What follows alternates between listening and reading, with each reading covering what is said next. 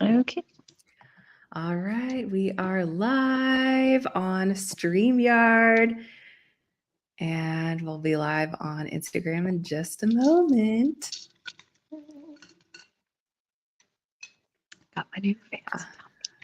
Oh, yay.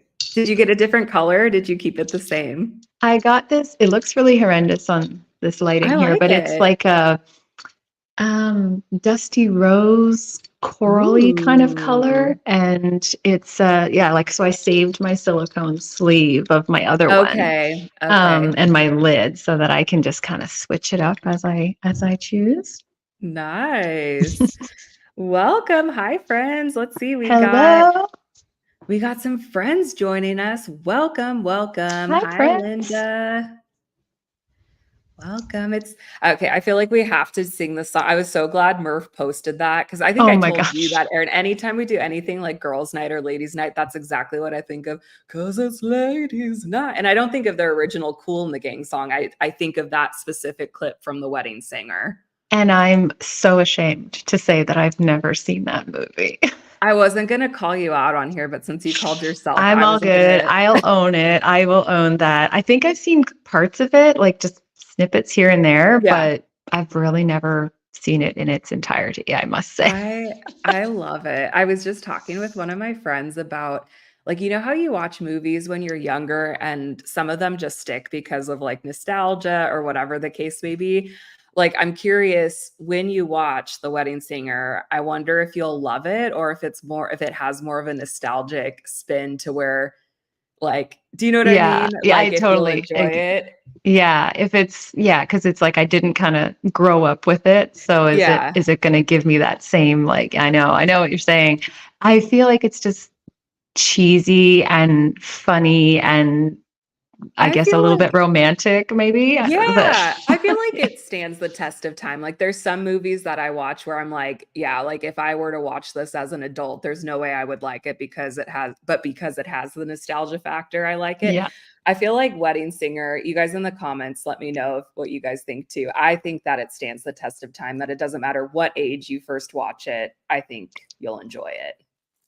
it's one of those just like fun-loving kind of like Yeah. you don't take it too seriously type of thing. Yeah, Yeah. it's definitely a comfort movie for me. Hmm. Linda said that it's one of her favorites. So I think you got to check it out. And then when that I scene will. comes up, you'll be like, "Yes, I know this part." It's ladies' night. I know, like I mean, I've seen clips of that on social media everywhere, but it's like Yeah. I really should watch that movie. I like it. Yeah. Well, welcome everybody. This is the waiting table, and I know it's so weird because it's just me and Erin right now. So weird in a good Yeah. way. It's nice Yeah. not having the smelly boys for a change. Boys stink. I know, except for Bob. Bob's on. You don't stink, Bob. You can be Bobby. here. Yes. I can't Uh, see obviously Instagram right now, so hello everyone. But yeah, so I can't read yes, any of the comments, but I'll keep you up to date on all the Instagram happenings that's cool. going on. Sounds good. So yeah, welcome guys. So this is happy hour. This is where we like to talk about non-scale victories. And Erin, can you tell everybody, for those that don't know, what is a non-scale victory? A non-scale victory is, in my opinion, the like it's the epitome of, you realizing, okay, these are the reasons why I did this. It's so you can see Mhm. whatever number dropping on the scale, but it's the non-scale victories that really kind of like get you and make you see your progress. So it's Yes. anything that maybe you couldn't do before at your heaviest or something you struggled with. Um, or anxieties that you maybe had due to your size, and then all of a sudden it goes away. And Yes. I remember one of the ones that I'll say is I was going to say it's a little silly, but no, it's not silly. It's major when you Yeah. when you spend your whole life being Mhm. obese, right? Is Mhm. that I was able to put my leg up on the chair and paint my own toenails, Yes. Ooh, that's a right? good non-scale Yeah. victory. I like that. Hmm. Yeah. Yeah, and I that's why I love that we share this at the beginning before we start our show typically because those things it is easy to kind of discount them or say like, "Oh, that's silly," or "That's not that big of a deal." But those are big deals because so many of those things add up Yeah. over time and That's those are true. the things that really really count. So um, Absolutely. Yeah. Murph said, it's ladies' night. Oh, what a night. That's how I read it, at least, because I can Oh, hear him absolutely. typing Yeah. it. And we Did also he have the did he put music note emojis though? he didn't. Murph, you gotta work Oh, on that, buddy. Next time, next time. And then the Berry Male Experience, they're on and they said, missed you last week. Thank you. Yeah, because it was boys' night last week. yeah. So the girls Hmm. had to make a comeback. I tried to So crash that one too, but the boys said no. rude. Okay, get out of Rude. here, Murph. No, I'm just Yeah. kidding. No, boys are welcome. And honestly, a lot of the stuff we're going to be talking about, I think boys should be involved more in these conversations, because if you know any ladies in your life who have had weight loss surgery, it is a different kind of there are different things that we struggle with compared to men and vice versa. And so I think it's great to be educated on that. And we have some really good questions we're going to cover once we get the girls from our Sleep Life podcast on. Yeah. So, well, Kelly feel and free. Mel. Yes, feel free, you guys, to put any non-scale victories you have in the chat and we'll read those. I feel like I have so many because it's been such a cool weekend. So for those I that was gonna don't say you know, have to have some like just from this weekend alone for sure. yes. Oh my gosh, Yeah. there were so many. So those that don't know, I'm in Los Angeles right now. That's why my background is a bit different. Because I hosted a Disneyland bariatric meetup and it was so much fun. I got to just spend time with some amazing women and it was so much fun. And it came at such a good time because you were kind of talking about just like what the scale says, and it's not just about losing weight. And for me, I've gained a bit of weight since my lowest weight, so that's been mentally just like a little weird. And I think it's a lot because of like the season coming out of fall and winter, and I think I just haven't been as active, and so it's been messing with my mind. But Disneyland has been such a great place to see those non-scale victories. And even though I've gained some weight, it's like I felt really strong the whole time. My feet didn't hurt like at all. I went to Disneyland one day and then I did California Adventure another day. So Hmm. at Disneyland we walked, I think it was like 7 miles, and my feet felt fine. And That's it was, amazing. yeah, I just remember afterwards, it's like my feet would be just like throbbing and I would be so swollen. And it's Oh just yeah. so weird that it's like, no, I felt totally, totally fine. So that was a huge non-scale victory for me. And then I think I'm going to include this as a non-scale victory, but I have always wanted to get like a tattoo, just spur of the moment with people. And I feel like when I go to things, I'm always the one who's like, let's go get tattoos. And then it just like doesn't end up happening. Yeah. Well, with the ladies that we had, they were like down to go with me. And one of the other ones got a tattoo. So I got a tattoo on my You arm. did? I did not know this. I didn't share it You yet. haven't shared it yet. Okay, I was like, did I I miss have something? Okay. no, no, All I'm right. gonna share, I'll share it more. But yeah, I got it's So their cute. carnations, Yeah. which are my birth flower. Oh, So yeah, so that was really nice. fun. And like, Did I it don't know, I just hurt? Did it well, this hurt? is Because my I totally this want one.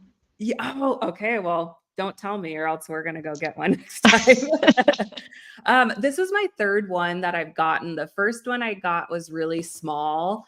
And then the second one I have is a bit bigger. It's on my shoulder. So this one was pretty small too. I feel like I'm a bad person to ask because I'm one of those weird people who kind of likes that pain. Like Okay. you know what Okay. I mean?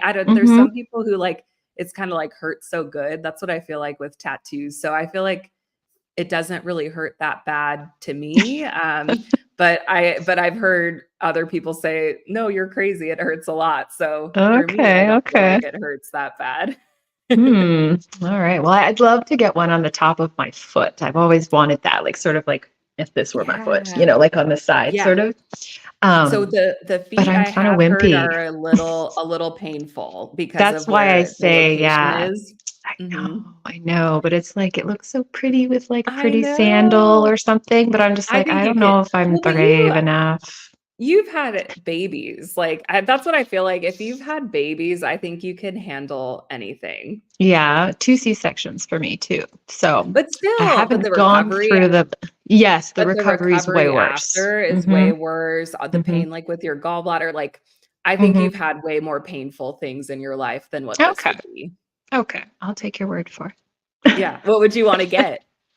I think I'd want like, I have a few designs in my head, and I've had them in my head for years, but, Uh-huh. now that I have 3 children, so I have a 7-year-old and then 3-year-old twins, so I was thinking, like, the middle, sort of a very stylized, thin lined kind of flower of my Uh-huh. our oldest daughter's birth flower, and then on the sides the two like smaller flowers for the twins Oh, of that would their be birth so month. cute.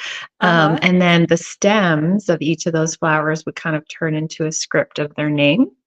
Oh, So that's pretty. yeah. So I've always had that in my head. So one day, I one like day. I honestly, one yeah. of my rewards that I was going to give myself when I hit 100, I think it was 100 pounds down, or was it 125? I don't remember. It was like one of these milestones I had in my head. I was like, Uh-huh. okay, I'm gonna get it. I'm gonna get a tattoo.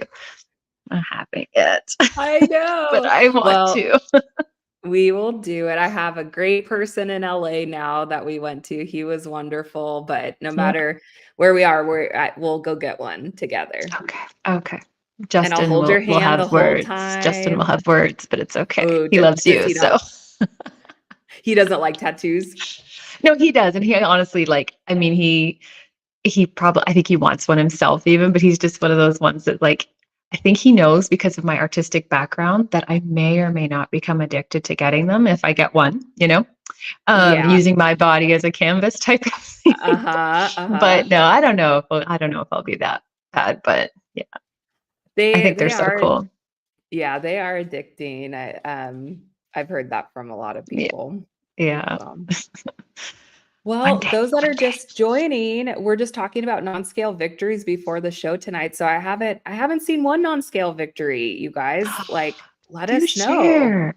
I know that they're out there. This is how it is usually with Murph every week. He doesn't know. He's like, I don't really have any. And then as we start talking about him, he starts thinking of them. So maybe you guys are just Absolutely. thinking of yours. And even if you're not a bariatric patient, like I think it's just basically a win for the week. What other wins have you guys had this week? I want to know. Yeah. Or something you're proud of, something, what did you Yeah. achieve? Did you step out of your comfort zone? Did you hit a milestone? Did you Hmm. do something you've never done before? Like those, Yeah. yeah, it doesn't even have to be related to the weight. Yeah. Do you Mhm. have one for this week, Erin? Because you were talking about more of a general one of being able to paint your That toes, but was. Oh, I'm gonna pull a Murph here, I think, and have to sit and think. that's Hmm. okay. This week, Oh, honestly, oh, does someone have? sorry. Someone is walking by. I'm house sitting. That's part of why I'm here also. And I have this very big golden doodle that I'm watching named Ollie. And so he Oh, got very excited about something. Let me see. Ollie, come here, bud. I'll see. He'll say hi to you guys really quick. As you're oh, thinking, I'm giving you more time. okay. Oh, look at it. Here, Ollie, come here. Oh. Come here. Come here. There Oh he my is. gosh. He's big. He's a big boy. Like he sleeps with me in bed at night and it's like a full-blown person who's by me. Oh my gosh. Well, speaking of sleeping, this was one thing maybe this week that I could Okay. classify as an NSV, Yeah. perhaps. I mean, honestly, it began Easter weekend, and then it Mhm. hasn't really faded out yet. And just that my life, as many if you follow me, you know on my stories that I have a pretty chaotic, busy life. Early morning hours working at a bakery, and then I come Yeah. home and I'm mom and this and that. So this is my life. And this week was particularly hard with just a lack of sleep where my one twin was in the ER for horrendous ear infection and my other twin bashed his mouth in and it's just been like a week, right? So I really haven't had that much sleep and I Mhm. know that my body would not have been able to keep going if when I was heavier. Like I would have just been Mhm. in way too much pain, lower back pain, my feet were always numb, Yeah, so I never would have been able to kind of manage and get through that type of a week without many naps and a lot of pain. Mhm, mhm. So, but I'm here and I'm still going, and sure, I'm tired. Moms get tired, but I mean, it's nowhere near like what it would have ever been. So Yeah. that's an NSV. Yeah. Oh, 100%, like, survive oh. Oh, hello. Ollie's very excited for you. Oh, thank you. He loves the He's spotlight. so fluffy. I need to put his name on my little, name tag over here. Yeah. Um, no, that's huge. It's like it's I think in those hard times too that you really see, "Oh my gosh, like, this would have been 100 times harder Oh, before, yeah. carrying 100 pounds excess weight." I think for you, 140 pounds or Yeah. something, yeah, something Yeah. around Lost there. 140, which is like a person, I know. Yeah, it's It's like almost Ollie. half of Actually, like, it's yeah, bigger because than I was, Ollie. yeah, because I Yeah. was 286. So it's like Mhm. almost half. Yeah. Mhm. Yeah. Yeah, it's amazing, but so that's cool. I'm sorry it's been a hard week, and I'm thankful that you've been able Yeah. to survive and survive Yeah. better than you would have Thanks. before. Yeah. Well, we all have ups and downs. Such is life. Yeah. Such is life. Let's Such see, is we life. got one from, Linda. She said, "My husband has surgery December 9th," or maybe oh, no, sorry, had surgery December 9th, and his big NSV is having the energy to cook dinner every night. I benefit from it, Mm. LOL.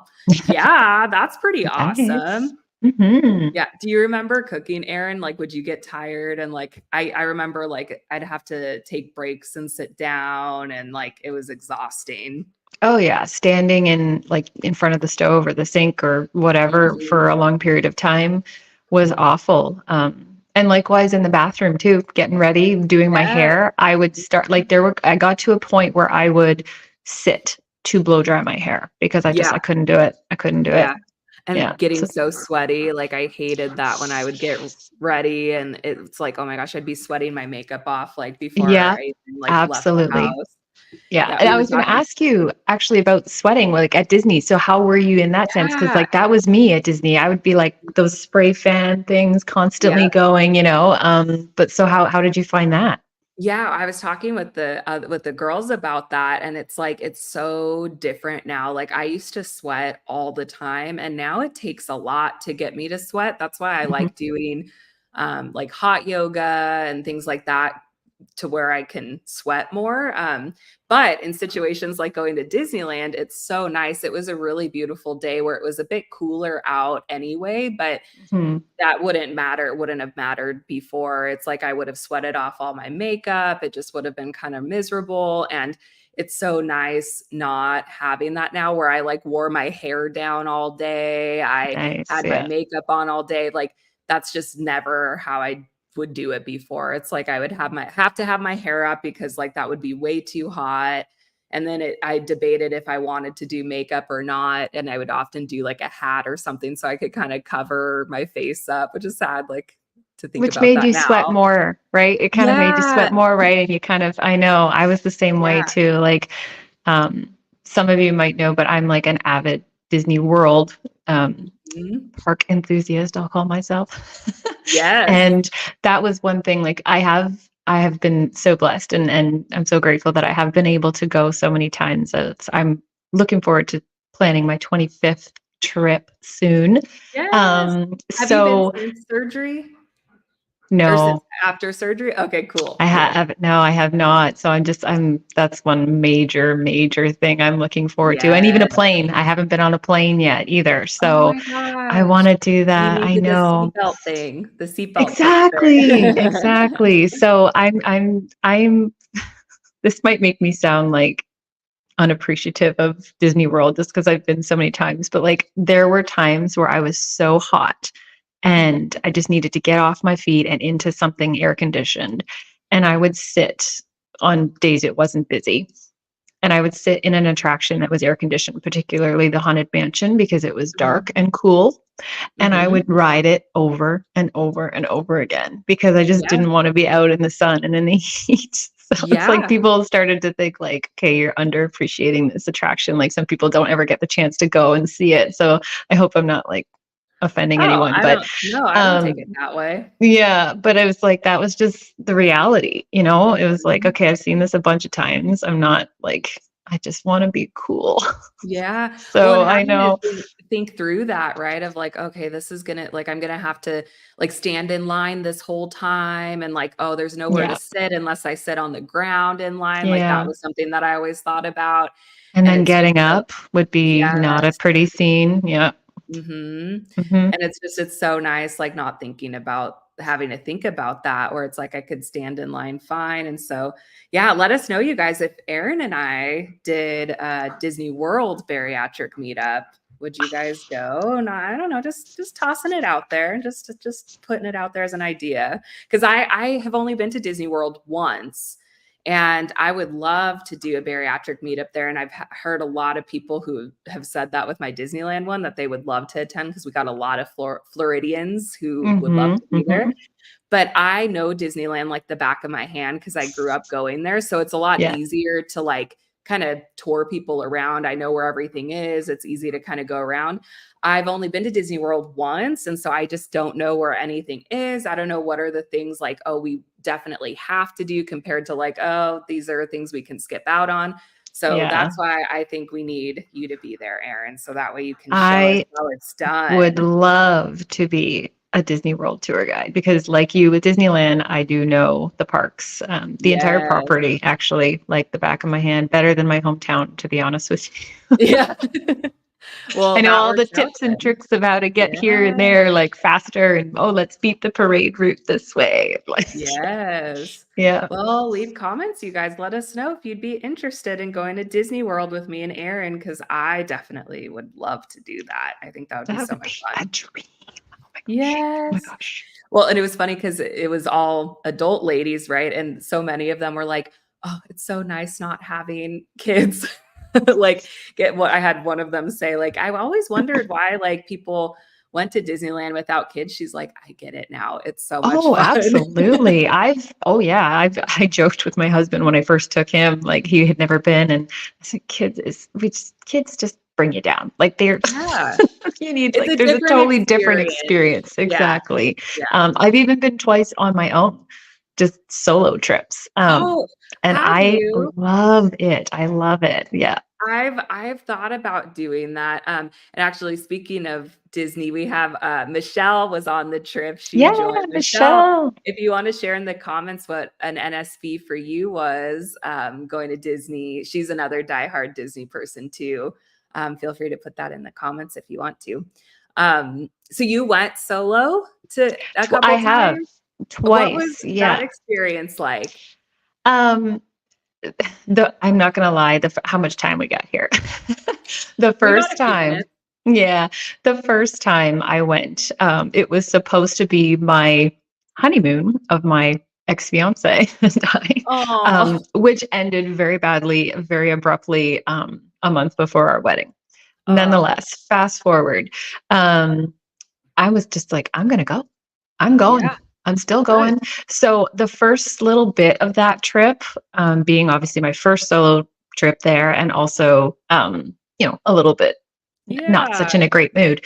of It was a course. little bit bittersweet, but I have to tell you that something switched in me, like when I got there, and I got settled in, and it was just like this most magical thing that I felt like release and I felt like free, and it was Mhm, just this mhm. really amazing experience. I could do what I wanted, buy what I wanted, go on whatever rides I wanted. And I ate at like the fancy restaurants. Like I ate at the castle by myself. And at first I Uh-huh. was like, are people going to think I'm weird? Like that I'm just in Yeah. this family oriented place by myself eating a steak dinner, But then I thought, you know what? No, because all of the waiters and all of the cast members and people surrounding me, they all thought I was this big time food critic, and I got treated so well. Oh, that's hilarious. That's I Yeah. could see that. Yeah, because Uh-huh. I mean, like, yeah, I'm like this foodie that's like ordering Yeah, all like, by these yourself. dishes by myself, and I'm like got my phone and my this. So it's like people thought I Uh-huh. was a food critic. So,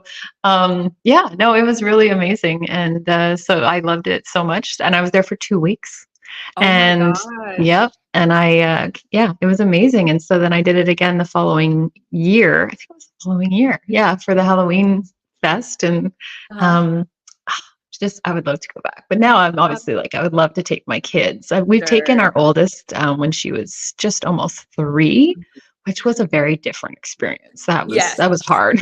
That was Yes, very that's like hard. the exact opposite of going by yourself. Yeah.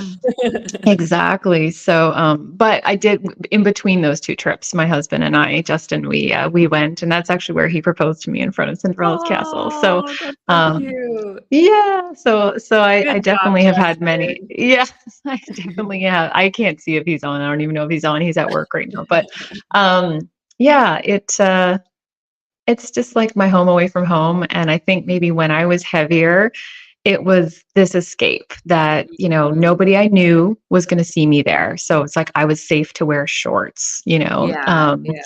and nobody would see me sweat and nobody was Mhm. judging me because they didn't really know me or whatever. Although there was this, the fearful, it's like, oh my gosh, yes, people are looking at me because I'm Yeah. sweaty and everyone else isn't, that type of thing as you're standing in the line. But yeah, it was just like this getaway for me that Mhm. took me away from reality. And I just grew up loving it. And I can't wait to go back in my new body. Yes. Oh gosh, that'll be so fun. Hmm. Well, message us, you guys, if you're interested, if you'd be interested in that. Let us know because we just might do it. Yeah. We'll see. We Very did cool. get another NSV that's actually related to an amusement park. We have Okay. Sparkle on the sleeve said, being kicked off an amusement park ride and then going back after weight loss and showing the ride who's boss. Yes, I love Yes, that's that. That's amazing. like a Oh, I feel like that's like a pretty woman moment when she's like, "Big mistake, huge." You guys know what I'm talking about. I use that oh yeah. reference Yes. You That have seen is Pretty Woman, right, incredible. Erin? I have. I know. Okay, I knew you good, were going to ask me that. good. I had a feeling. Just making sure. Yeah, yeah.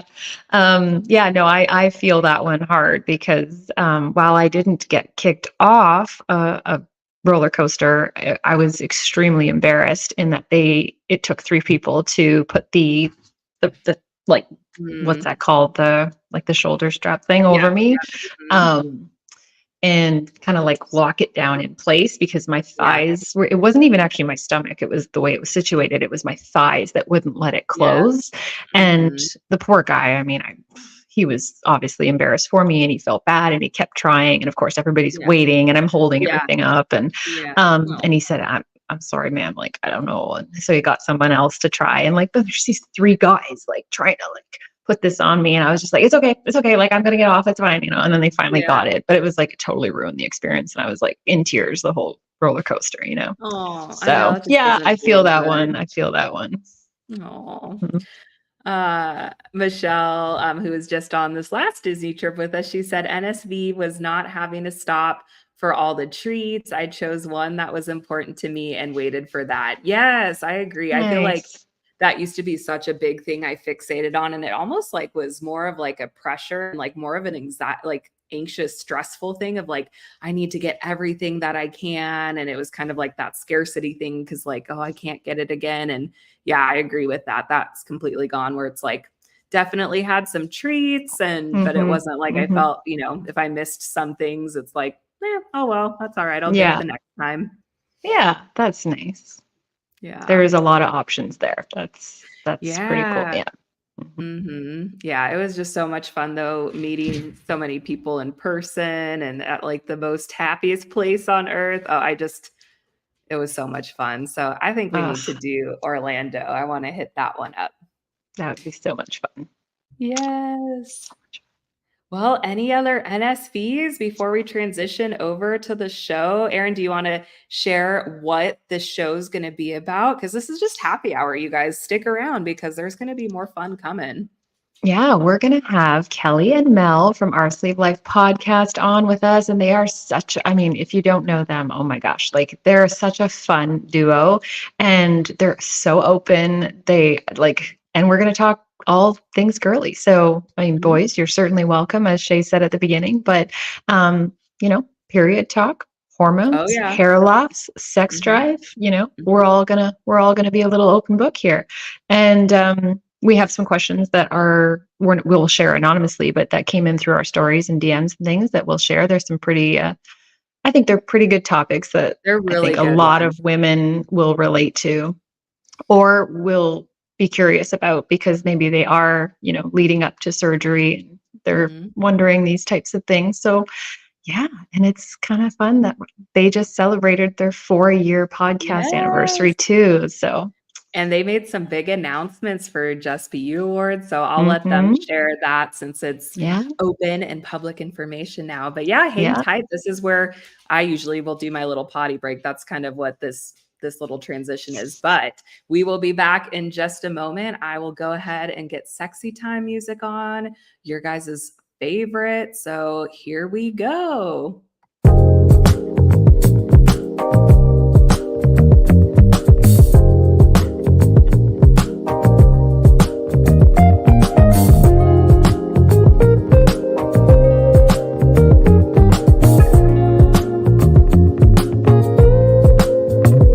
In this moment, yes, I cannot say what's wrong or right. No, it's not hard to fool me. No, 'cause I'm addicted to the good life. Yes. Yeah, lead the way, I follow. No need to say. Where we are heading now, babe, I follow to the edge of it all, to the edge of it all.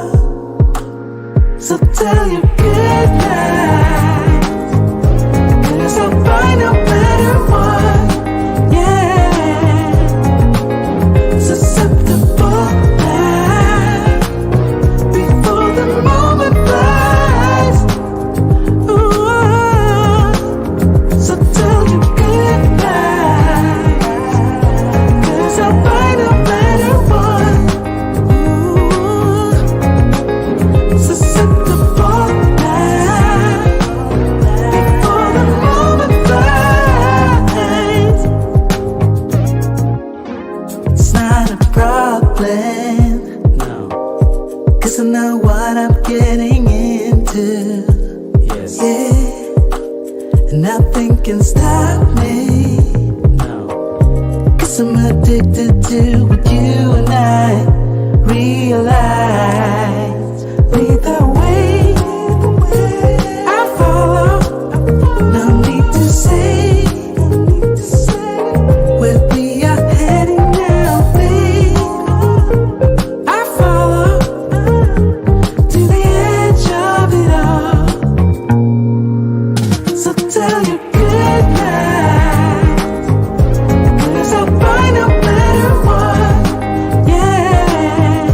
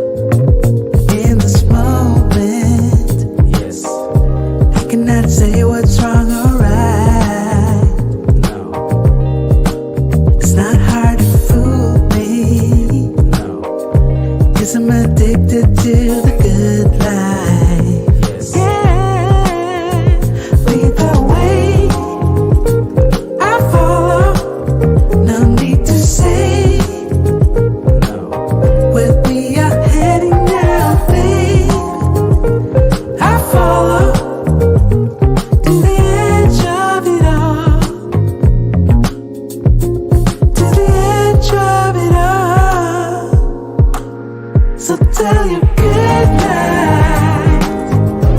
'Cause I'll find a better one. Yeah. Susceptible now. Before the moment flies. Ooh. So tell you good night. 'Cause I'll find a better one. Ooh. Susceptible now. Before the moment flies. It's not a problem, no. 'Cause I know what I'm getting into. Yes. Yeah. And nothing can stop me. No. 'Cause I'm addicted to what you and I realize.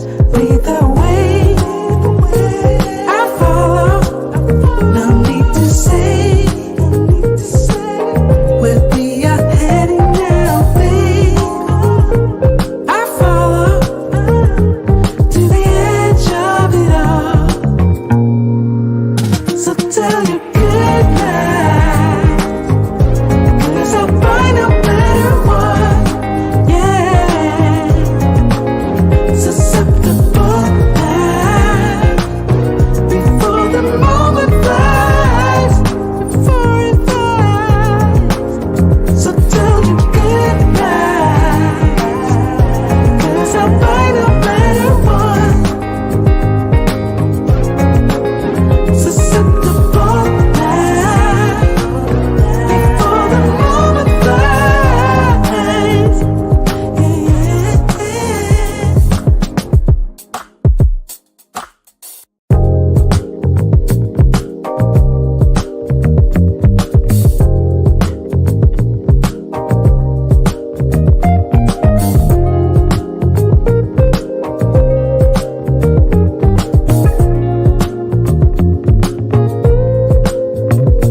In this moment, yes, I cannot say what's wrong or right. No. It's not hard to fool me. No. 'Cause I'm addicted to the good life. Yes. Yeah. Lead the way, I follow. No need to say where we are heading now, babe. I follow to the edge of it all. To the edge of it all.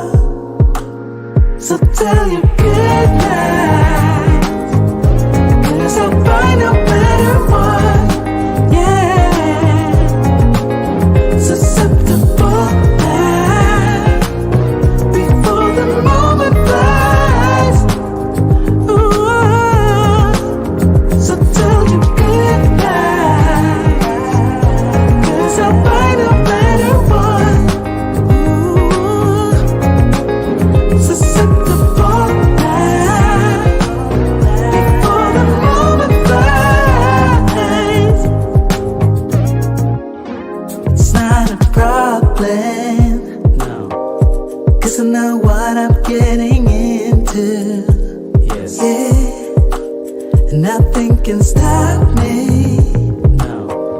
'Cause I'm addicted to what you and I realize. Lead the way, I follow. No need to say where we are heading now, babe. I follow to the edge of it all. So tell you good night. 'Cause I'll find a better one. Yeah.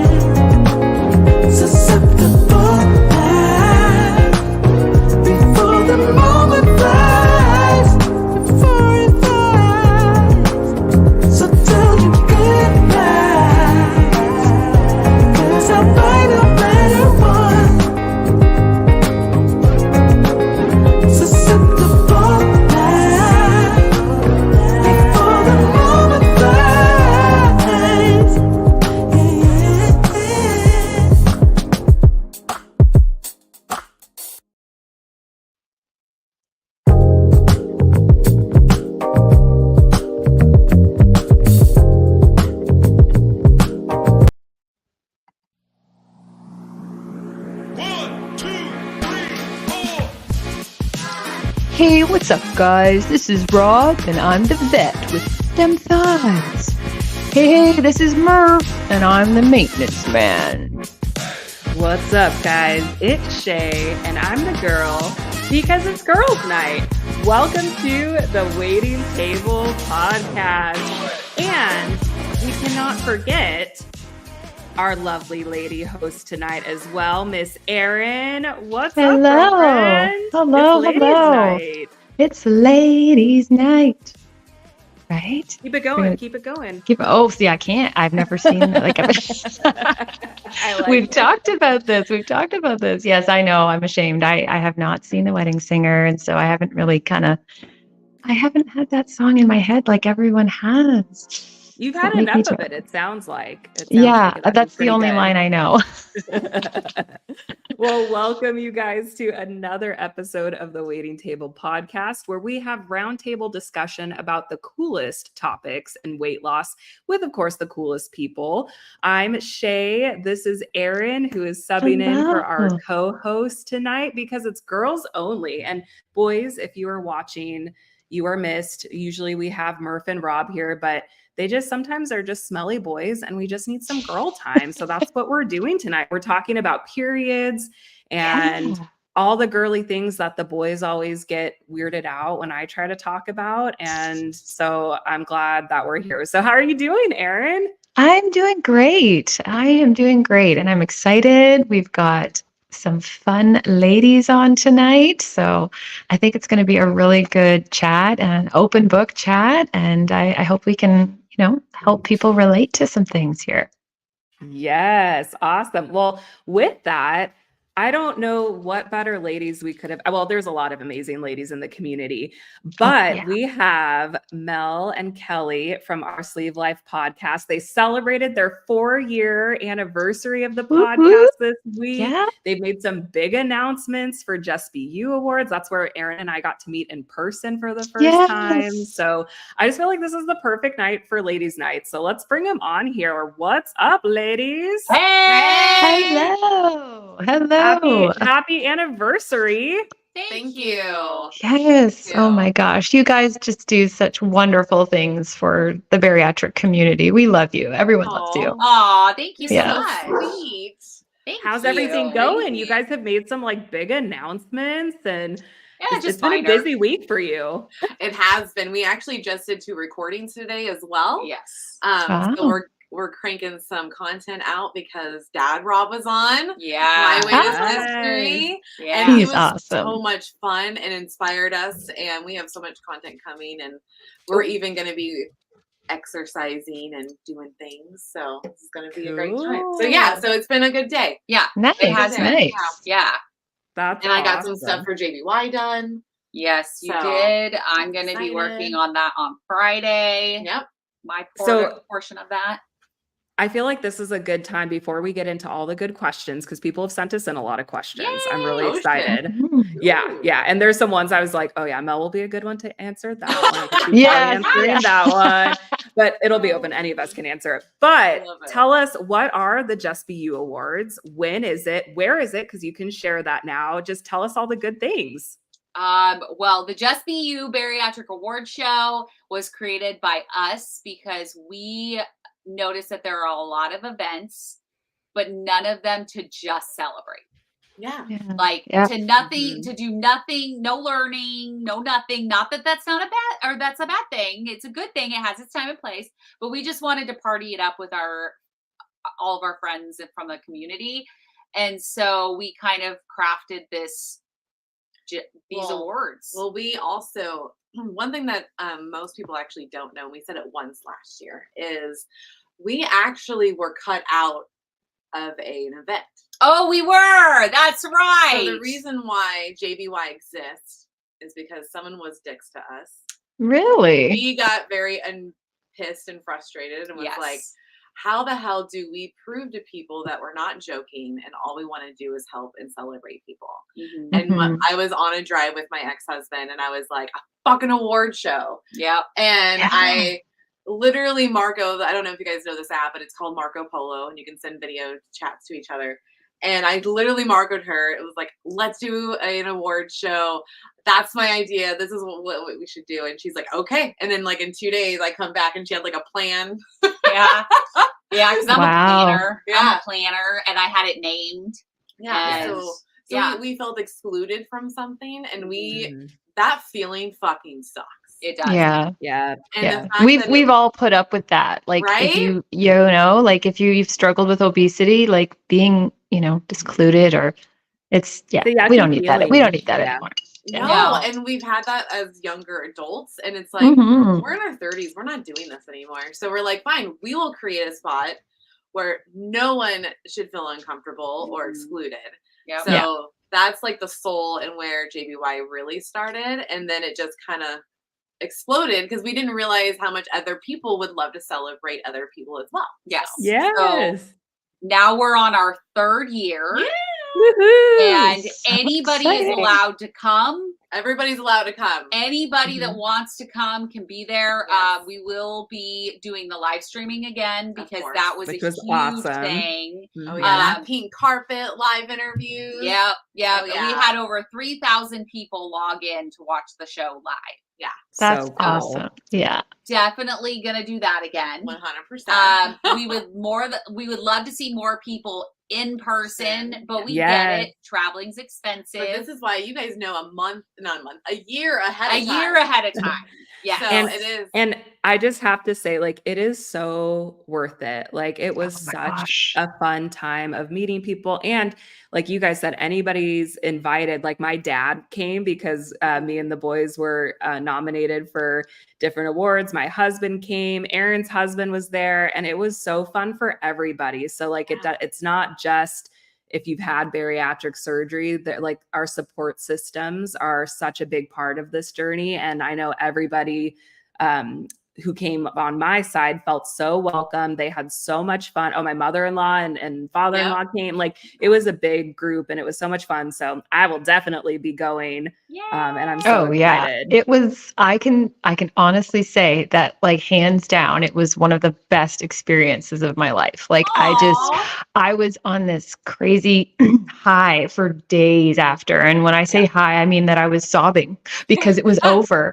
And it was just like this, you know, I just kept reliving it over and over and all of the special moments and all the special people that, you know, I was so grateful to finally meet. And then, as Shea said, my husband came and it really opened his eyes of like, he loved it. He loved meeting everyone and he just loved every second of it. And it's fun. Yeah. He was like paparazzi for a little bit. And he really enjoyed it. And he came home from it saying like, wow, like what a community. Like now I understand, now I get it, you know? And it was really amazing. Mm-hmm. That's well, amazing. and I love it. We got to finally meet you in person at JVY as well. Yep. And we actually met you a couple nights prior because on the Thursday. We do fun little things, and that was a free event. Just come hang out, and we get to do an episode right in front of you guys. And I got to meet Erin and her husband, and he was super sweet. Gave him a hug. Same thing with Shea's husband, with Dylan. Yep. He felt like he knew all of you. Like he felt like he knew so many people. He'd be like, wait, is that so-and-so? Is that so? He didn't know everyone's handles because like he can't remember all of that. Yeah. But then I would refresh his memory. I'd be like, you know, no, that's so-and-so. And she lives here. And nope.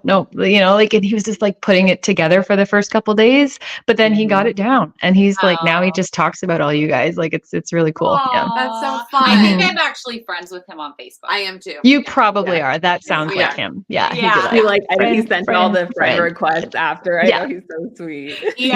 I got that. And I was like, that's Erin's. Well, and the cool thing that I love is that we don't just do a one night to celebrate. We there do were so many events things leading up.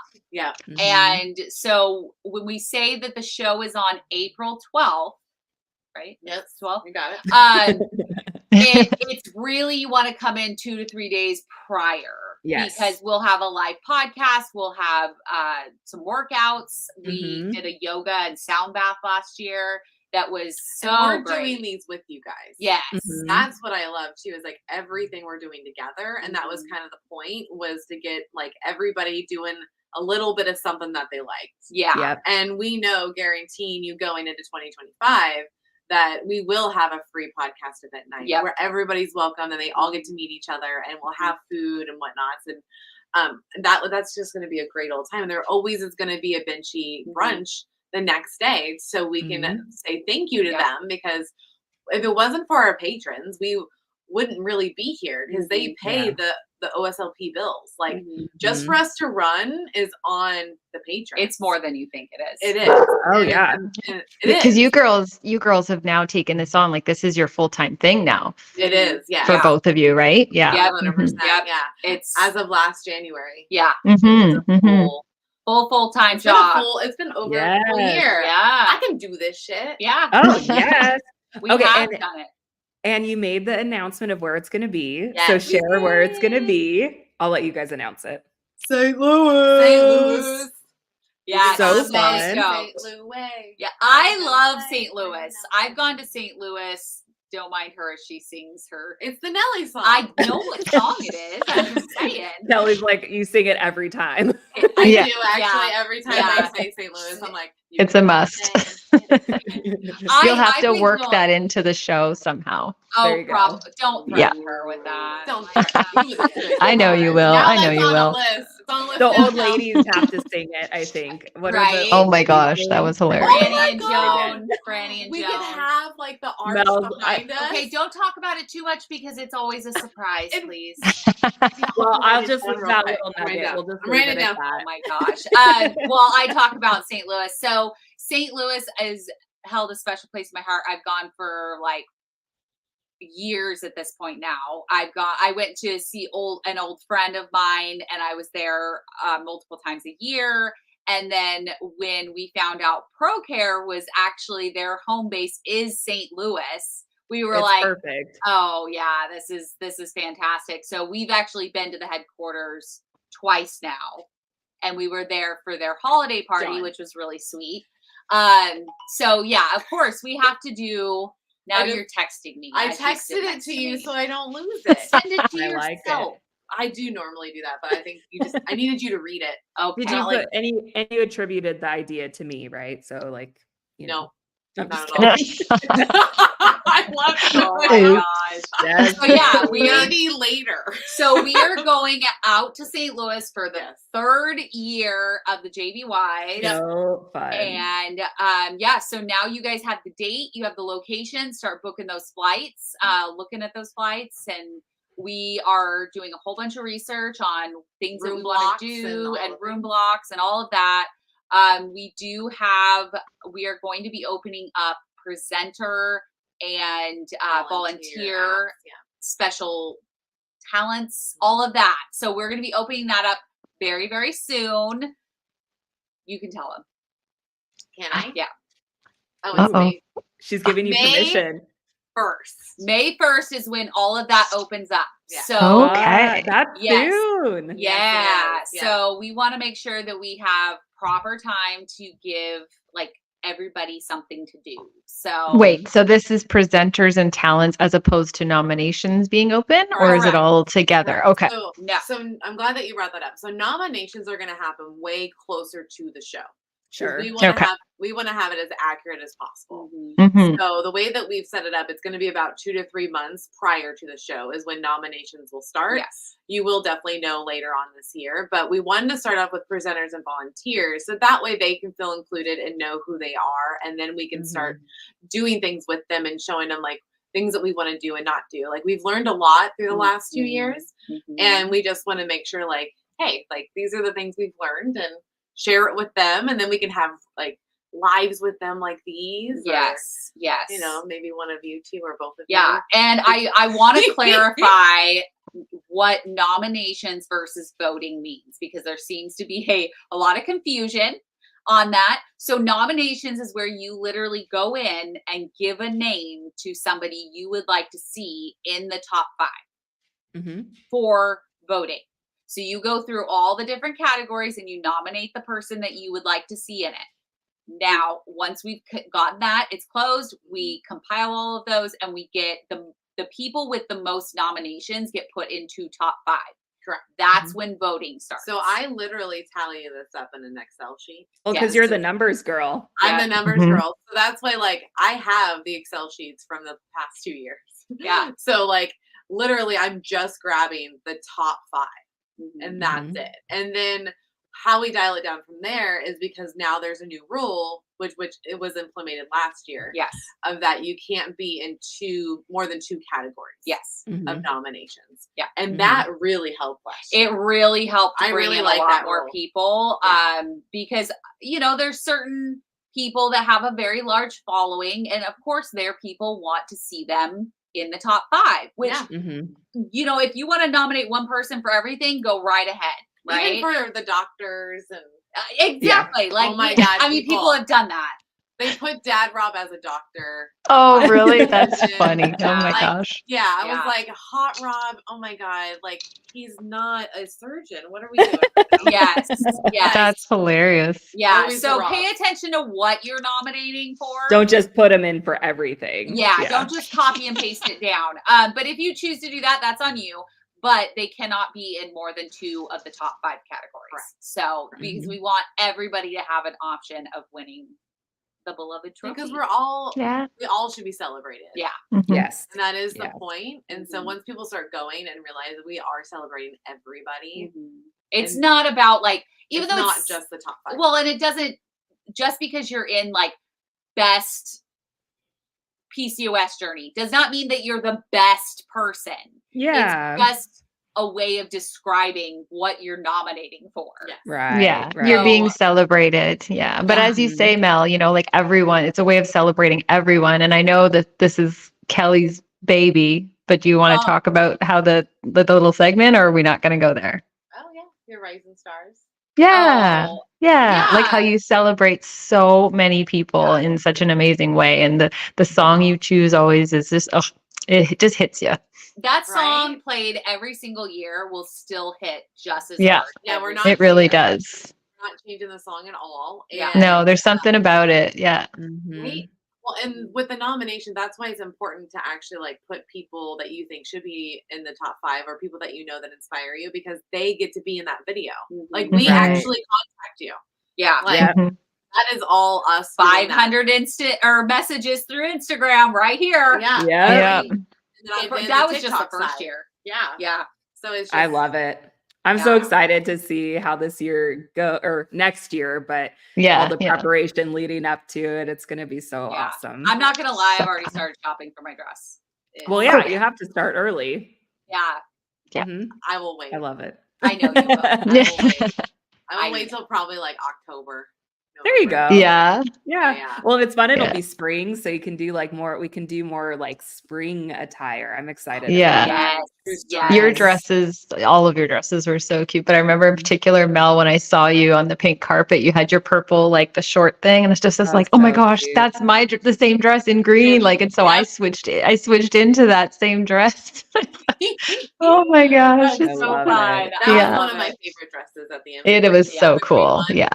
It was like the perfect little combo of like fun and sexy and kind of like, you know. Right? Yeah. It felt good. Yeah. So to go back to the Rising Stars. Yes. Just as a like thing to everybody, check your requests. Check your request folder, because we are sending them out, and if they get stuck there and you miss the date to send in your stuff, that's not my fault. Well, TikTok does have a new feature. Okay. So if you're not friends with them, they will allow you to send one message, and on the side you can fill out who you are. Oh, so that's nice. And so that'll be helpful. Yeah, I'll just put like our Save Life podcast on the side. That's perfect. So FYI, people. Yeah, but Instagram, check your fucking requests. I'm allowed to cuss, right? Are we allowed to cuss? Yeah, you can cuss. Yeah. Just don't threaten anybody, but it's okay to cuss. Yeah, that's fine. Okay, check your fucking requests, because this will be our 3rd year doing this. So yeah, I'm excited to once again have this moment. Yeah. So and just celebrate everybody and see who is newly nominated and who's the new winners and all of it. Like, it's always just an exciting time. So for sure. All right. Well, speaking of sexy dresses, this is Yeah. kind I of a was gonna stretch how I'm say the like, same. No, I was gonna lead oh, in the same way. Yeah, I got nice. you. I'm Yep. like, I'm gonna just Yep. start it out strong because I feel like this is a really good question. And Okay. I think I love how both of you have talked about sex life a bit and like what that's like after surgery. And so I think this is such a good question. So this person said, I'm almost 2.5 years post-op, down 170 pounds, but my sex drive has not returned. Anyone else? Thoughts? That's me. Let's go. Like Mhm. I feel, and Erin, apparently, Yep. that's good to Yep. know that we're not alone. Like, No, Mhm. no. And that's the that- point of this, right? Is this Yeah. we're so not alone. Like there's so Yeah. many women that, yeah, for for sure. sure. Yeah. I think right after surgery, like I might have gotten a little bump in the sex drive, but really it's been like, I don't need it. Mhm. Mhm.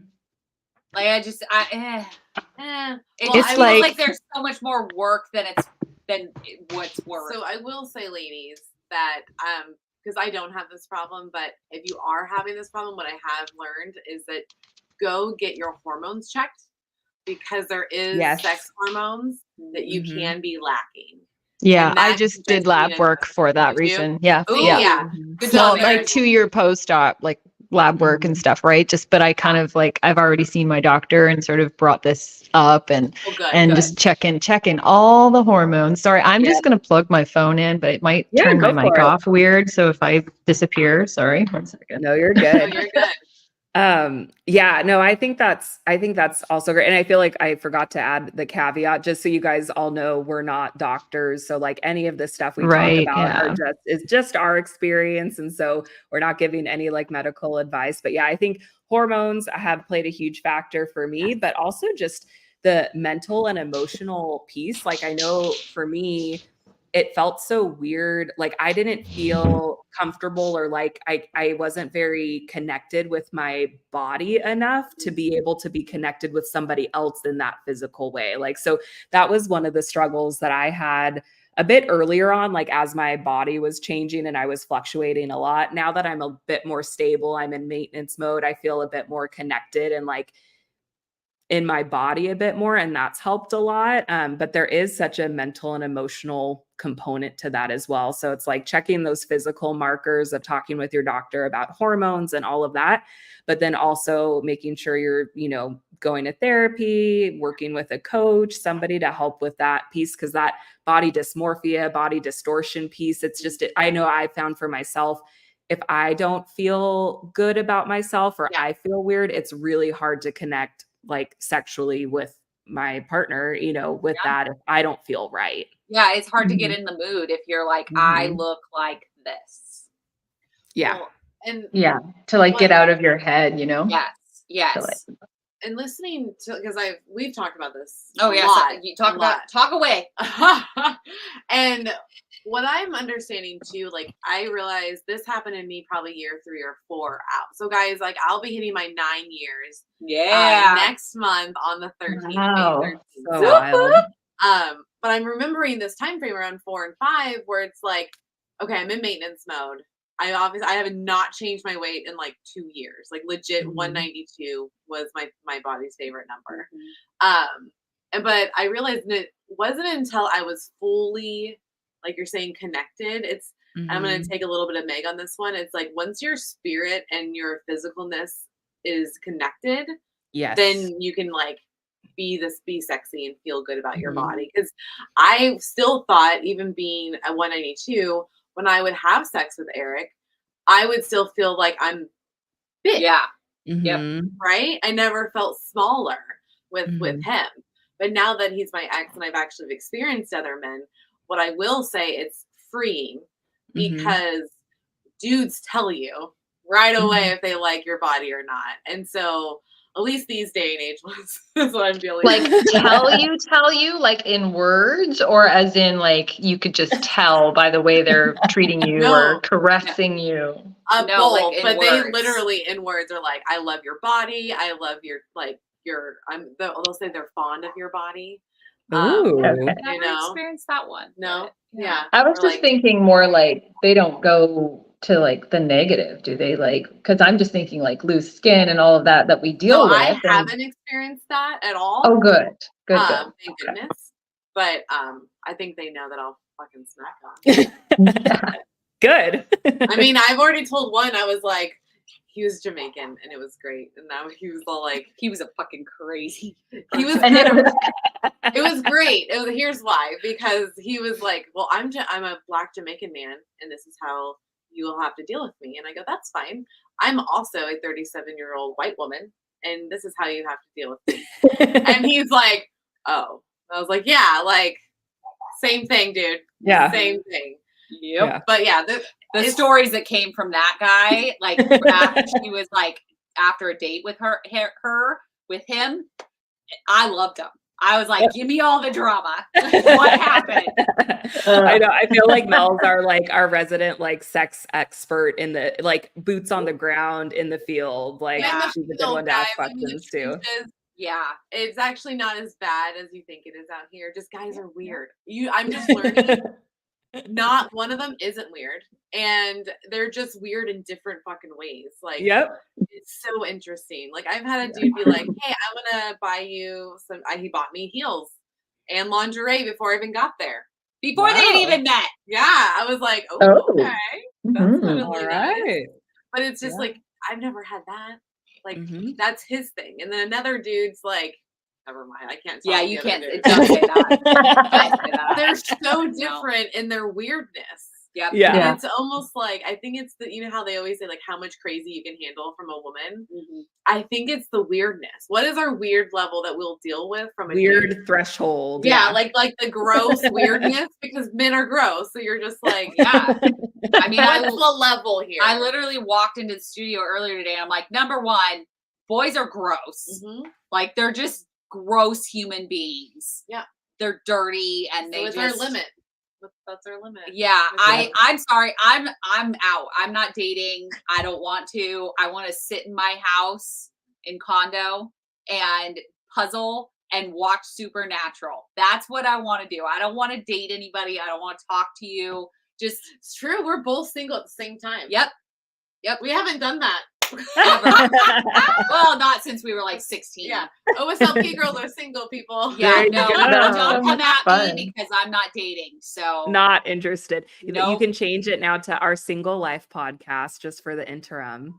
Oh, that could be a whole nother segment in itself. I was gonna say that could be like an episode then, like a side episode where you kind of that'd be cool. That'd be pretty cool. You're looking for your I was gonna write it down. It's on your desk. Sweet. Oh, I don't know. I almost called her sweet. Yeah, don't call me.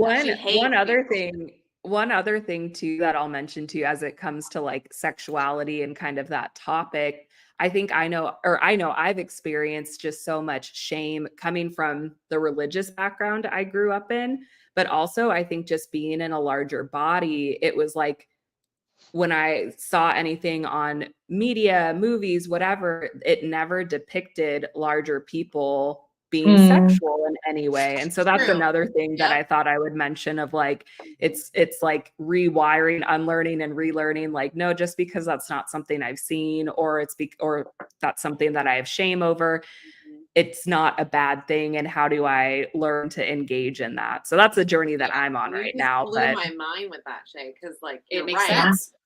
We don't see bigger people until like what Mike and Molly came out. Like and they have a way of making fun of exactly, like or kind of poking fun at the size, and it's often women. I mean, as opposed to men in the Hollywood scene. So that's always kind of bugged me. Yeah. It's like they're stuffing their face with food, or it's like they make jokes about things. They're like the that. punchline of whatever it is, and they're not shown in like a sensual or sexual way. And it's like no wonder it's hard, or this is what I've been telling myself. It's like no wonder why it's hard for me to like embrace that part of myself. I've never really seen it demonstrated, again, from more of that religious side, but then also like just people in my life. Yeah. And if you think about it, we're all watching this. Everybody's watching it. So they're all thinking it's okay to make fun of fat people. Mhm. All we do is eat, and we're Mhm. not sexual people, and that it's only for the skinny and the pretty. Yep. That's what we've been taught our whole life. Yeah. Yeah. Yeah. So it makes Mind sense why it's blown. hard. Yeah. Yeah. Yeah. I love that they're like Hollywood's bringing in more plus I size love it. actresses and actors, and like it's opening up that conversation that it is fucking normal Yeah. to Yeah. Mhm. want to have a relationship where you're not being made fun of every 5 seconds for being fat. Yes. Yeah. Yes. Yeah. 100%. Yeah. Yeah. Or someone talking about your body. Mhm. Mhm. I actually can have several conversations with the opposite sex and with the same sex where we never talk about our bodies. Yeah. Right, where it's never a Mhm. thing. It's like yeah. Yep. Mhm. Yeah. I That love is it. true. All right, are we ready for our next question? That was a good one. I feel like I'd Yeah. like to talk more about that topic more because it's something that again, just Yeah. I've been shamed of for a long time, and it's like it's such an important part of life. So I love it. It is. All right, this next one is about periods. You know, I had to throw Yeah. this one in here. I'm always wanting to talk about it, but the boys always get freaked out. So, is it normal to have periods back to back right after surgery? I'm 5 weeks post-op and just finishing my third period since surgery. So I can talk about this one first, and then if you guys want to add to it, that would be awesome. But again, not a doctor. I'm just sharing my experience, but I actually experienced very similar to this, and I thought I was like the only person. But I had a lot of excess bleeding after surgery where I had never heard that that was a thing. I didn't know. I talked with my doctor about it. And what I found out for myself was I think it came from excess estrogen. And so I actually talk about this on one of my YouTube channel videos where I talk about PCOS and my journey with that. Or maybe it was my bariatric journey. It's on my YouTube channel somewhere. But estrogen will actually get stored in fat cells. And so fat cells never go away unless you lipo them out. They just shrink or expand. And so I had, I think, a lot of estrogen stored in my fat cells that when I had bariatric surgery, they shrunk and that estrogen needed to escape somehow. And that's Yeah. how I think it did it for me, where I just vaginally had a lot of excess bleeding. So again, talk with your doctor about it. I had a medical team I was working with to kind of come to that conclusion for myself. But yeah, that's something that happened to me too. And you're not alone. And it seemed like for me that probably the first 6 months I experienced quite a bit of that.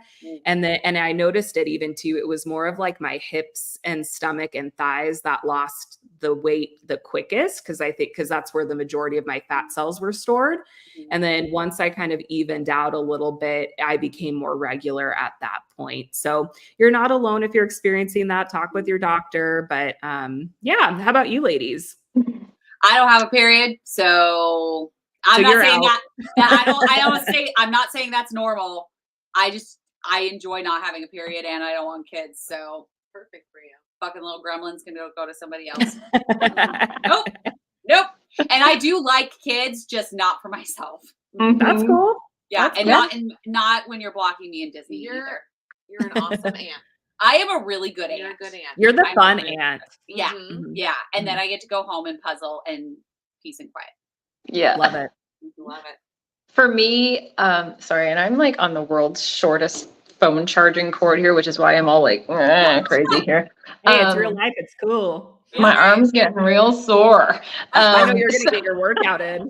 But for me, I wouldn't say back to back periods or one that lasted longer, but for me, the first couple were just super heavy, like really heavy, and came in like spurts almost, and came with a lot of like cramping and things like that I never had before. So, and funny enough, like the cramps were not in my stomach, but in the back of my thighs and in my ass. Like that's where and I still to this day feel like the day before I'm going to get my period, that starts aching. And I'm like, here she's coming, like, so it's that changed for me and my body. And I'm 2 years post-op now. So, and that still happens. And I'm still heavier than I was, but not as heavy as like initially post-op. But yeah, it kind of sucked. Yeah. That does not sound like fun. I would say, so mine wasn't like that, but I was also on the birth control called Implanon. Oh, okay. That's what it was called back then. So it's Explanon it's, now. I think it's Explanon. Yeah. Yeah. So it's just yeah. Oh, the that arm one. little, the arm one. It's a little stick. It lasts 3 years, right? So I had that.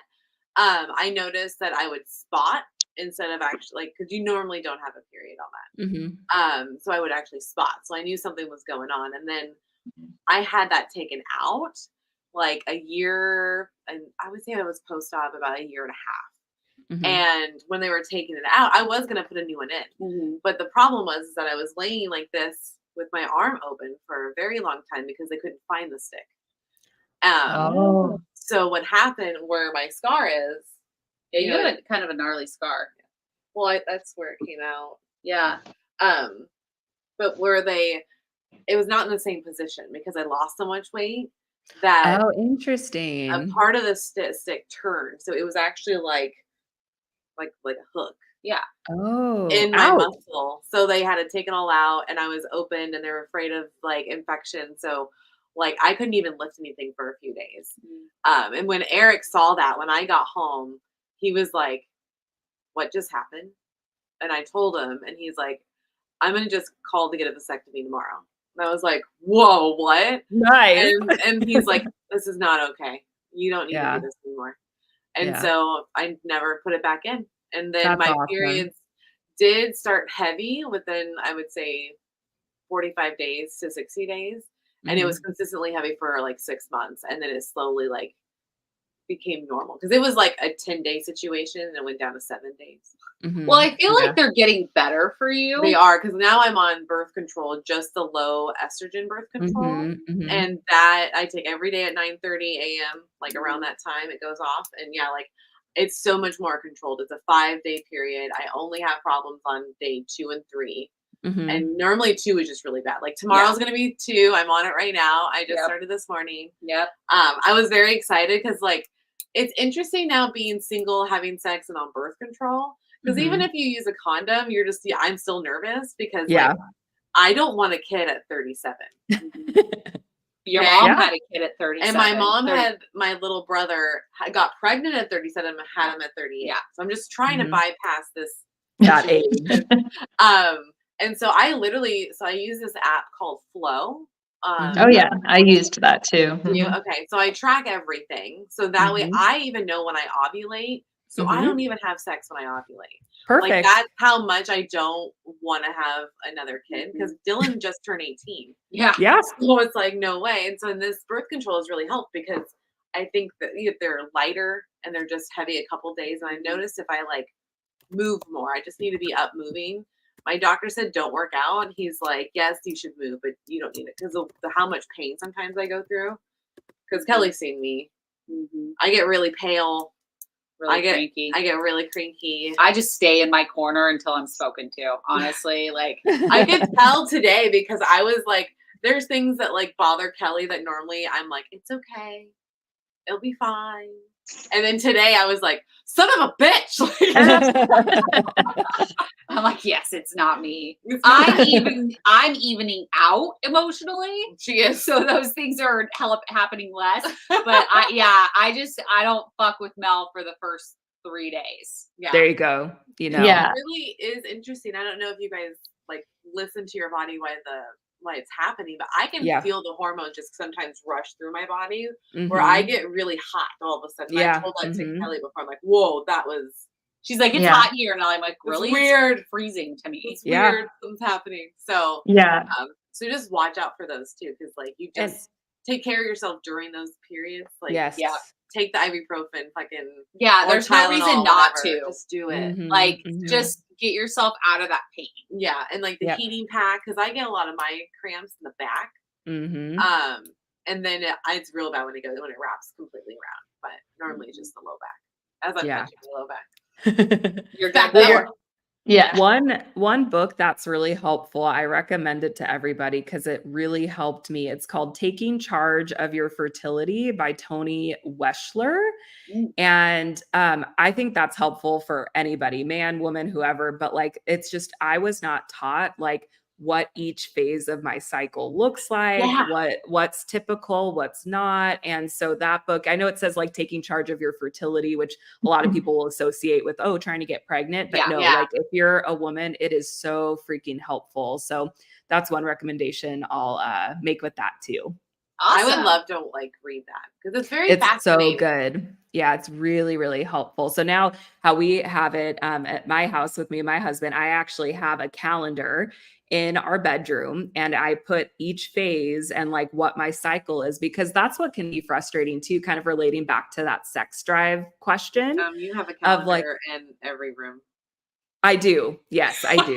And that one is my period calendar, my cycle calendar. Yeah. That's not like the type of calendars I have in my kitchen. They serve purposes. I am obsessed. I didn't switch my calendar. There's also a calendar in the room I stayed in. There's a huge calendar. There is. Yeah. Mm-hmm.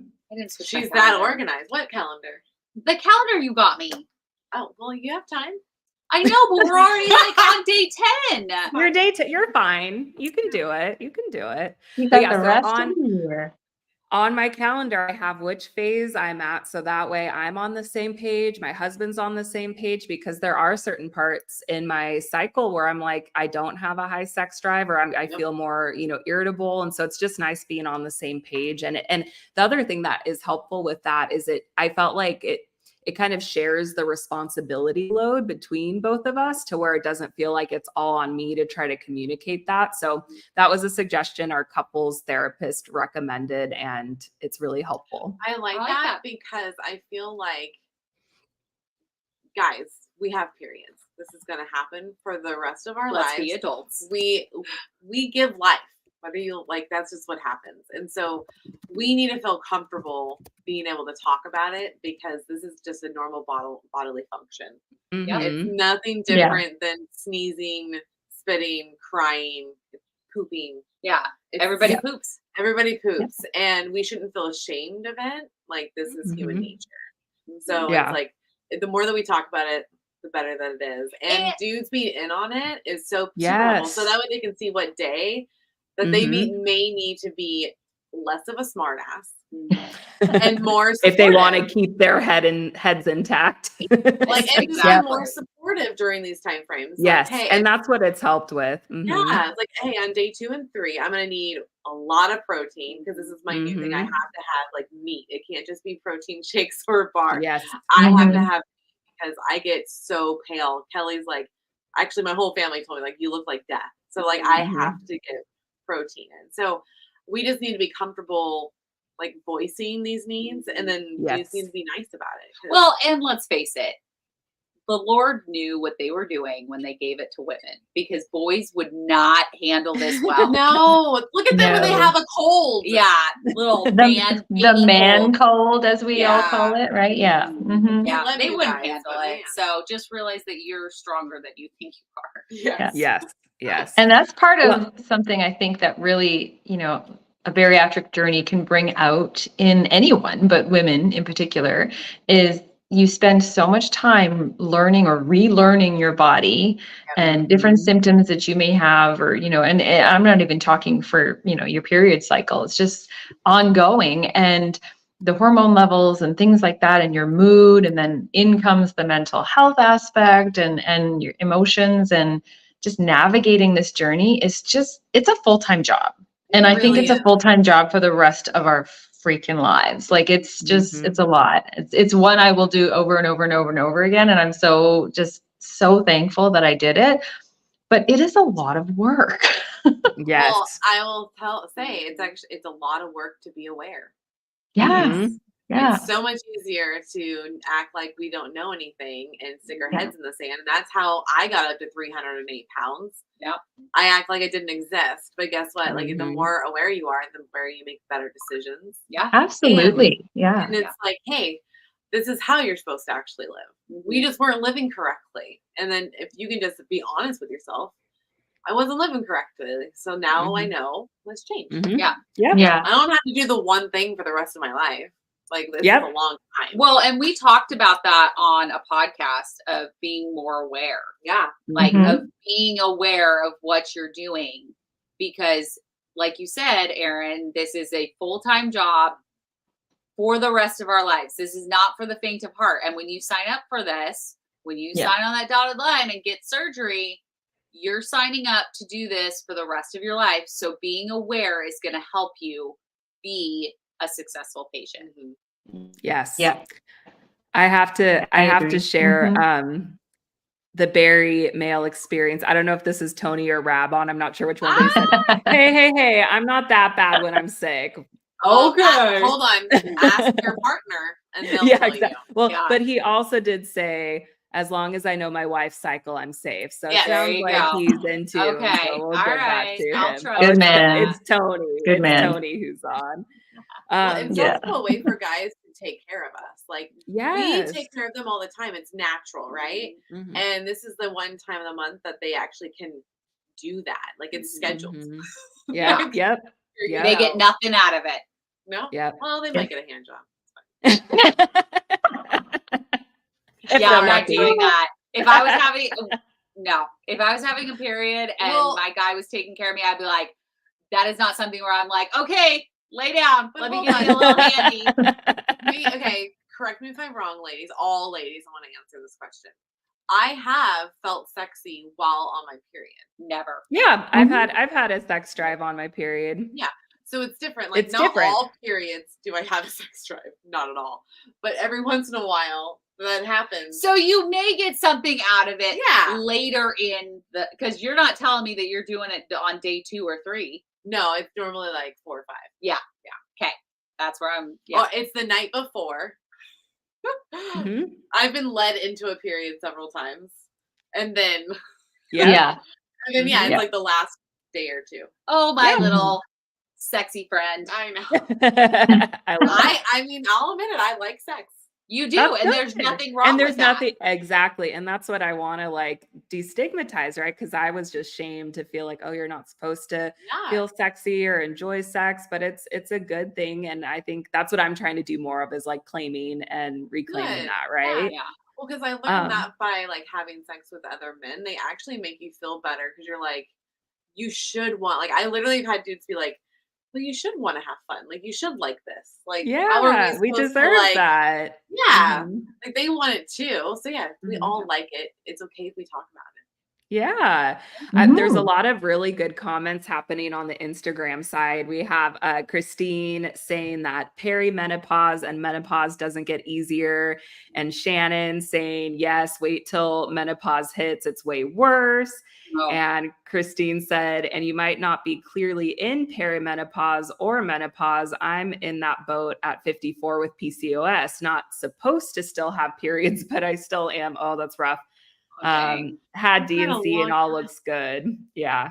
I think that needs to be the next ladies' night is talking about menopause after bariatric surgery. Cause I'm not there quite yet. So I don't know. Yeah, but it doesn't hurt to be prepared. I want to be prepared. Yeah. Yeah. I'm not there yet either, but I am approaching 40 and, I turned 40 in June. So it's like you start to do the whole hormone thing and, the wrinkles and the whatever, but it's kind of like, you're approaching that stage of life and I don't know what to expect. And I have heard that bariatric surgery or not even bariatric surgery, but drastic weight loss or extreme weight loss can bring it on earlier maybe than it would have otherwise. Oh, that's interesting.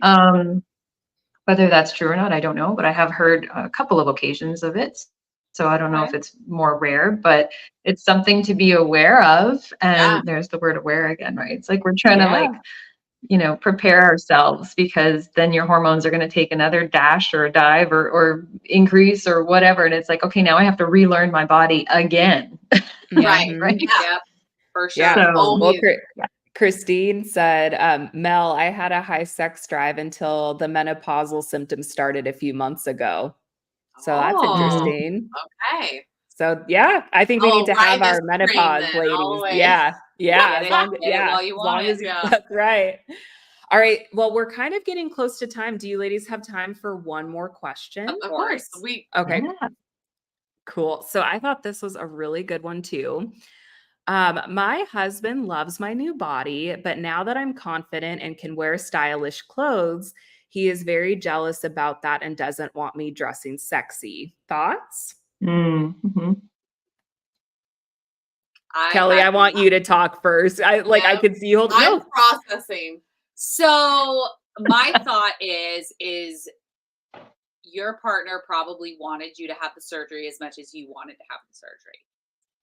The side effect of losing weight is you get more confident and you love your body more. So you want to wear those clothes. Yeah.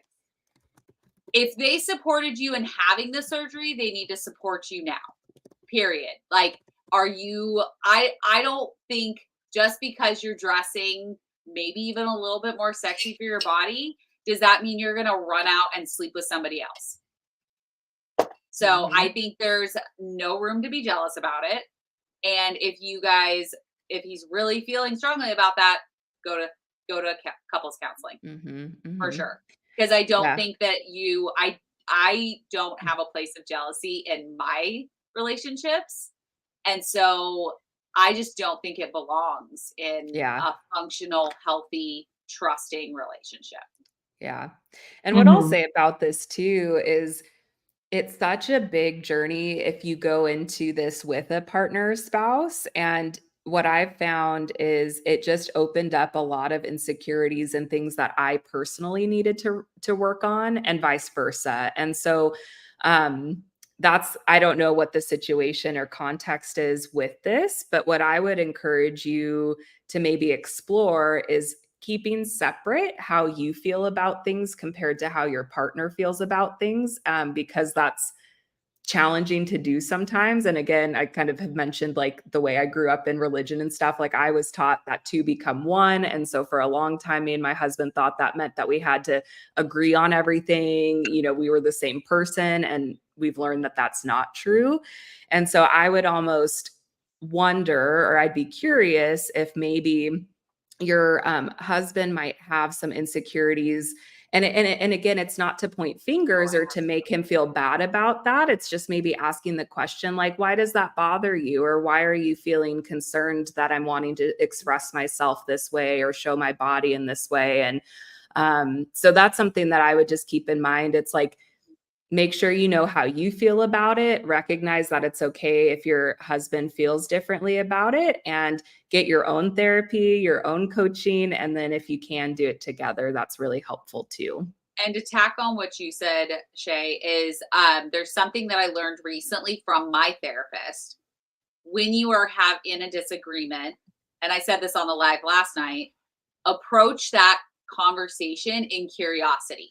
Yes. Why are you feeling jealous? What are the thoughts? Like, what are the thoughts that are behind being jealous? Like, what exactly constitutes this feeling for you? And Mel even said, because we had a thing that I had to talk to her about, and she said, by me saying, I'm just really curious on when this happened and why it happened, and what you were seeing. Yeah. Because then it gave me a bigger eye-opening experience of being like, oh, that makes sense. Well, yeah, I can see why that. It made me feel comfortable. And it makes your person, she's basically my partner, to like feel more comfortable to have a conversation with you if you approach it in a curiosity standpoint versus because my first reaction is like, fuck that, leave him. But yes, you're right, Shea. You do need to approach it in a curiosity type of situation,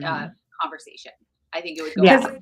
Because I've been in that situation too, where it's like I've had, my husband say certain things to me, and then it like just for whatever reason triggers some type of response where I get that kind of panicky or like that aggressive, like, oh, like how dare you say something like that, or you're so horrible, da da da da da. And then it's recognizing, oh, wait a second, I'm being triggered right now because this is where my mind is going. It's actually has nothing to do with him at all. It has a lot to do just with me and my past traumas and things that I'm working on. And so I think that's the biggest thing too. It's like, a lot of times we're like, me and my husband, we would like keep triggering each other without recognizing it. And then it would feel like we were attacking each other, but it had nothing to do with that. And so that's why I'm just such a big advocate, like do the work for you as an individual. And then it makes being in a relationship so much better because it's not like you're constantly like at odds all the time, but the other person has to be willing to do that for themselves. And if they're not, then it's probably not going to be a good fit. Yeah. Can you pop up that question one more time? Yeah. Let me get it. Erin, do you have anything to add to that? Yeah, I can definitely add to that, of being married and having a husband that was extremely supportive of my decision. But not going to lie, there were, some concerns that he was being fed by a few of his buddies that, she's just going to lose all the weight and get hot. I always love that one. Yeah. Get hot and leave you. Yeah. So he was being fed this information, and it got to him. And before surgery, he expressed that in a very, like he was worried to approach me with this, but I'm really glad that he did, because it opened up a door that I never really thought about. I didn't think that, okay, he supports me and this is it, but I didn't really think about his fears as my spouse. So yeah, we had an open conversation, and of course there's, some reassurance that needs to happen and things like that. But in the end, he realizes that it's like, no, this is not just a physical journey, or it's like, because, it's like, I'm still me. I'm still the same person. Like, do I have more confidence? Absolutely. May I dress a little bit differently sometimes? Absolutely. But it's like, what I'm trying to hammer into his head is that it's like, no, I'm dressing like this for you, baby. We're going out for a date night, and sure, other folks are going to see me, but no, I want you looking at me, So it's like, there's just that for yourself, like even just for yourself too. Yeah. And yeah, when I say I'm dressing like this for you, but it's like, absolutely, I feel great myself. I'm proud of myself. You feel like you look great, and it's like you've waited your whole life to be able to wear something that like a crop top or something you never would have dreamed of wearing otherwise. And it's a good feeling. And I think that good feeling and that mood will reflect, onto your partner, and in ways that, might increase, some fun sex things or whatever, like things that you didn't do before. So I think there's always that aspect that it's like, you just have to kind of reassure your partner, maybe. Again, I don't know the context of this one, but like, just that you're still you, Yeah. So yeah. Okay, so my turn. Yes. Well, because I had because I heard you, and I was like, okay, I have a different take, because I know you don't like the words or the word jealous at all, right? Yeah, big problem for Cal. So I was like, I don't mind that. I don't like the very in front of it because I'm a territorial person. So like, of course, people are friendly, people are fine, but like, if I see something cross the line, like I will say something. Like I actually thought about this a couple days ago, because I was talking to a guy, and I realized, like, my ex one time, he went to the bar, was getting me and him drinks, right? Saw a girl just come up straight to him and then give me your hand. She's done this before. I have to this, and just grabbed his hand. And I was like, I saw it, and then he didn't pull his hand away. So I walked straight up and then pulled their hands away and said, "Your hands are very cold, by the way." Very active. I literally pulled their hands together and I go, "Can I help you?" And she's like, "What?" And I was like, "Well, this is my husband. He's getting us drinks. Why are you holding his hand?" Like, I'm just straight. I don't. So like, that's how I get. That probably can come off jealous, but it's more or less like, I don't think that's jealous, because you're not going to him and saying like, that's true. I don't. Why are you doing this? Like, it's more of like, excuse me, this is my man. Hands off. Yeah. You're just taking what's yours, and you're not accusatory of him. Yeah. Okay, like, so that's not jealousy. Yeah. That is not jealousy. So then, but also like, I think it's like, have a little jealousy, in a relationship is just you guys have to talk about it. Mm-hmm. I think is the biggest deal. Yeah. And as a wife, because I was a wife for 15 years, I know when I started dressing more sexier as I was getting smaller, I felt I needed to dress more sexy in front of him first before I would let it be outside the bedroom. I needed to get comfortable with him before I was just like wearing a tube top walking around, you know? Mm-hmm. I know, like that's what I'm saying. Like some of my even my uncomfortabilities, I would need to be vulnerable with my person and be like, hey, I'm gonna try this out with you, and then we're gonna. Yeah, I mean that might help the jealousy. I like that tip, right? But I did not notice the very jealous, and now I'm staring at it. Oh, you didn't see it? Because what does constitute very jealous? I don't know. Mm-hmm. Yeah. Well, like, is it a problem? And that's what I would look out for. Like, if I could just give a couple of red flags or things to pay attention to, like anybody who is telling you they know what's best for you, that is a red flag, even if it is your partner. If you have people that are saying different phrases to you, like, oh, you need to be doing this, I know it's what's best for you, or don't do this, that's not right for you or your body, anything like that, red flag, kind of like, oh yeah, you know, anybody who's like manipulating you or like making you feel guilty about things instead of approaching you with curiosity of like, oh, why are you dressing that way? If you have people that are saying, oh, like you shouldn't be wearing that, or like, I don't know, just look out for those things. And if you do want some support and coaching, I am taking coaching clients right now. So it's kind of hard to do like in such a broad general way, but if you want any support with that, I work a lot with people one-on-one where it kind of stems and starts from this situation or situations like these. And then we kind of dig in a little deeper, and it can be helpful. So reach out if that's something you're interested in. I will add to that, to your red flags, that if somebody is saying they deserve sex because of this, yes, that is a huge red flag. Please take it as it is. Please do not bury it. Please just understand that that's not normal, because nobody deserves to have sex because they did A, B, or C. No. Thank you for, yes, that's abusive. If that's happening, like that's abusive behavior. So I like to call that out too, because a lot of times you hear those things and you're like, oh, it's not that big of a deal. No, that's abusive behavior. So if that's happening to you. Yep. All right. What do you guys think? I know we're kind of past. We do have more questions. Should we call it good and maybe do a round 2? How are you guys feeling? Yes, let's do a round 2. Definitely. I like it. Yeah, this was a lot Sorry, of fun. Robin Murph. I know. I'm going to have you guys back. I love girls' night. I love it. Well, really thank you all for joining us. Make sure you go follow the Girls Our Sleeve Life podcast on everything. Make sure you go follow Erin. And thank you all for joining tonight. This is where we dance off. See, all the girls can dance. The boys never dance with me. They don't? No, we're better in every way. Right. Rob. Yeah, you just gotta do the shoulders. Oh, I didn't even do our little outro, but that's okay. It's girls' night. All the rules are on the table. Yes, I love it.